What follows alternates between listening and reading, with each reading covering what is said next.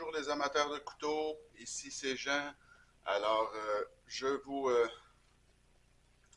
reviens cette semaine avec une évaluation, comme je vous avais dit, d'un autre couteau qui est un couteau assisté de la compagnie Kershaw. Donc, c'est le Kershaw Blur.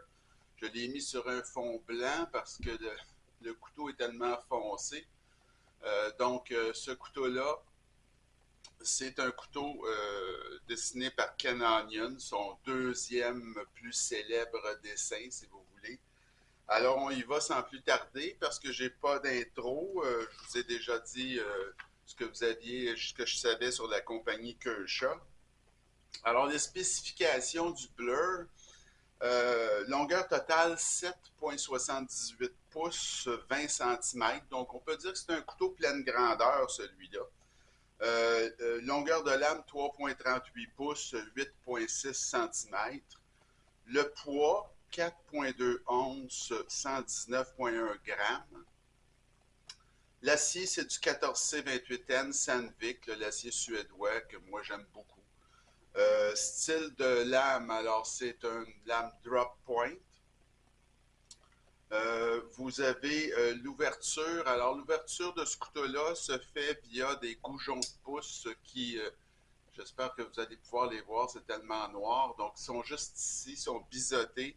Alors, c'est très, très simple. On fait juste s'accoter, là, puis ça ouvre dans vraiment la vitesse de l'éclair.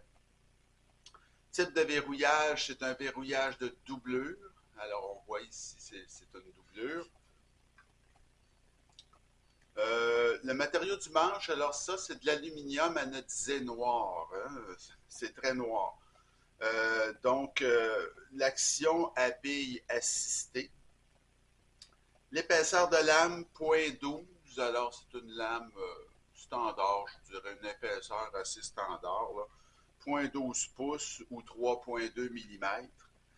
Le clip, c'est un clip qui est réversible tip-up ou tip-down, mais seulement du côté droit. Donc, pour droitier, le clip est entièrement noir, comme vous pouvez voir. C'est l'épaisseur de lame de manche, c'est-à-dire, ça aussi c'est standard, c'est 0,53 pouces ou 14,7 mm. Et la largeur, une fois fermée, alors dans son plus large, là, ici, c'est 1,41 pouces ou 36,2 mm. C'est un couteau qui est fait aux États-Unis et j'ai payé il y a 11 mois 100 $, 99,99 $. Aujourd'hui même, ce couteau-là, le même modèle, pareil avec la lame, là, comme vous avez pu voir, qu'on appelle Tiger Stripe, est toujours en vente à 115 $ et il y a plusieurs autres déclinaisons, si vous voulez, options disponibles.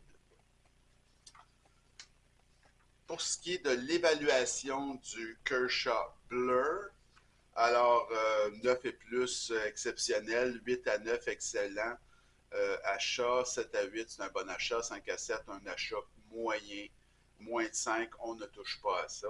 Alors le design, comme je l'ai dit, c'est le design de Ken Onion qui est l'inventeur du procédé assisté là, avec un ressort. C'est lui qui a créé cette catégorie de couteaux-là qui ne sont pas des automatiques et pas des couteaux manuels, donc dans le milieu des couteaux assistés. Donc Ken Onion, son deuxième design après le leak le plus reconnu, c'est celui-là, le Blur. C'est classique, les proportions sont très belles, c'est un couteau qui est iconique, hein? C'est avec nous depuis 2008 ce couteau-là, il s'en vend encore énormément. Donc, c'est vraiment là, un couteau qui est très, très connu.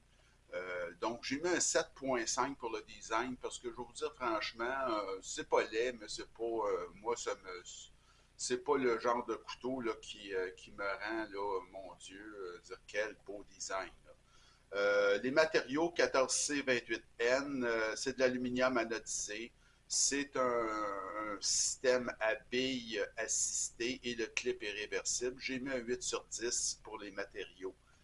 L'assemblage présentation, ben, Kershaw, quand ça vient des États-Unis, même pas de boîte, donc vous recevez ça dans une affaire de plastique, un emballage de plastique jetable là, que je déteste. Par contre, au niveau de l'assemblage, c'est très bien. Là, l'assemblage est vraiment très, très solide. C'est bien fait aux États-Unis. Et la lame est centrée. C'est un couteau où on ressent une certaine puissance quand on l'a en main. Alors, c'est 8 sur 10 pour l'assemblage présentation. L'action, ben écoutez, c'est son point fort. C'est un couteau où l'action, elle est excellente. Elle est vraiment assez incroyable. On pourrait même dire que c'est une action qui est violente tellement ça ouvre. Regardez-moi ça, c'est vraiment incroyable. Impossible à manquer avec les goujons qui sont biseautés. Alors, écoutez, ça n'est violent, là. Donc, les goujons de pouce sont parfaitement placés. Comme je vous dis, ils sont biseautés. Là, on ne peut pas le voir avec la caméra, c'est tellement noir. Mais il y a de la dentelure après. Donc, faites juste à côté votre pouce et ça démarre immédiatement. C'est même intimidant pour certaines personnes, là, tellement c'est puissant, cette action-là. J'ai mis un 9.5 pour l'action du Blur. Le poids, c'est bien. Il n'y a pas de réduction, ce qu'on appelle de la squelettisation à l'intérieur. Là, c'est plein. Mais le poids est quand même correct. Là, il n'y a pas grand-chose à redire sur ce couteau-là.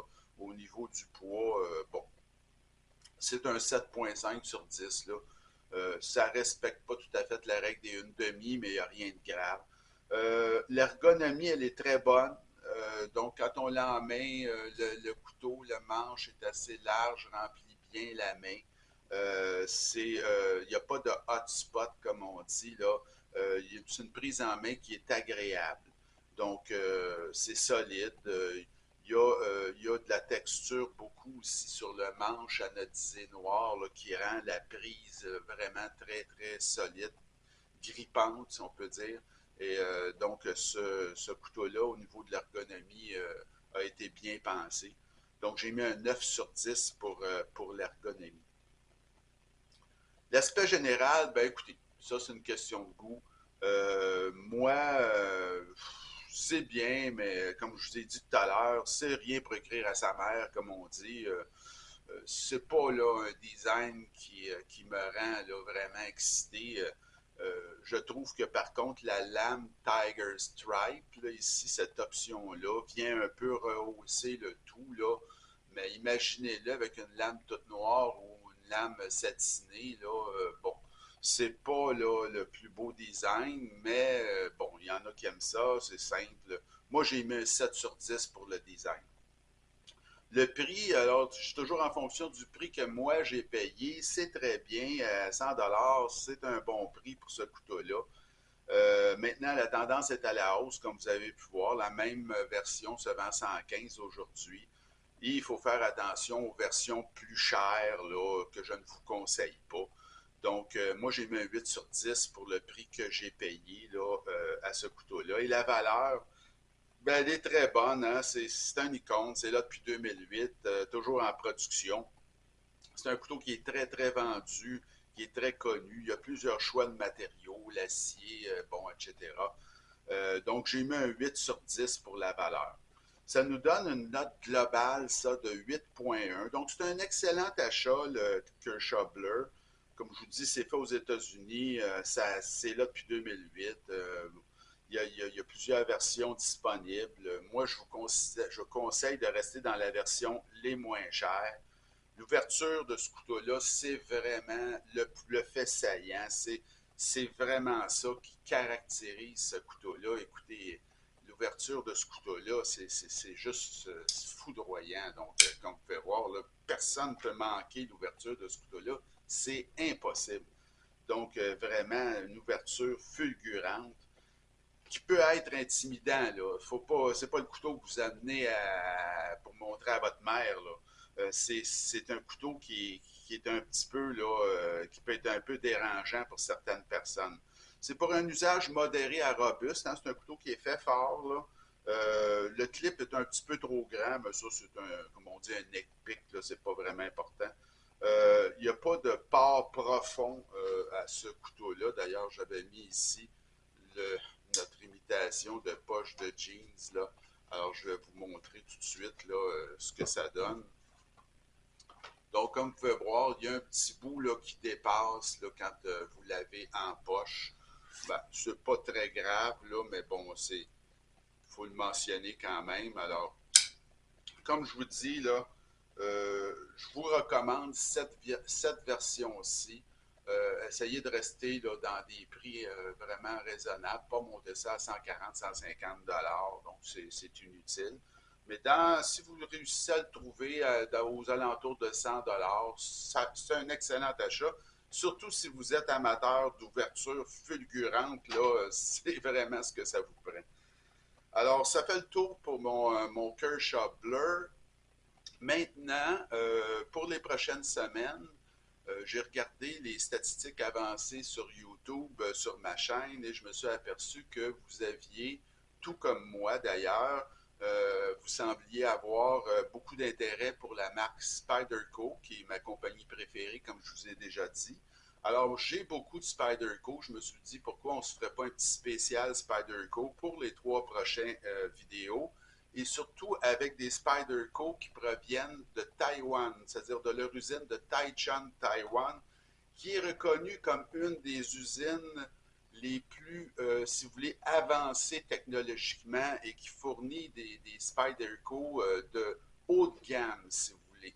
C'est là que Sal Glesser, le propriétaire de Spyderco, fait faire à peu près tous ses couteaux les plus complexes et surtout qui sont associés à des designers, donc vraiment des exclusivités. Et l'usine de Taichung, Taïwan, est reconnue dans le monde entier. D'ailleurs, il n'y a à peu près pas de mauvais couteaux qui sortent de Taïwan, là, peu importe d'où ils sortent. Là, Taïwan, c'est vraiment un des pays les top au monde pour la qualité des couteaux. Mais l'usine de Spyderco à Taichung, Taïwan, particulièrement, est une usine qui sort de l'ordinaire. Alors là, la semaine prochaine, je vous présente un couteau des ligues majeures vraiment. Ça s'appelle le Capara. C'est une association que Spyderco a fait avec un type qui s'appelle Alistair Phillips, qui est un Australien. Alors, je vous montre ça la semaine prochaine. Et pour les 3 prochaines semaines, on va faire des Spyderco de très haut niveau, dont on commence par un des Spyderco, des tops là, qui font, c'est le Spyderco Capara. Donc, je vous dis là-dessus une bonne fin de journée. Et si la vidéo vous a plu, évidemment, abonnez-vous à ma chaîne, ça va me faire plaisir.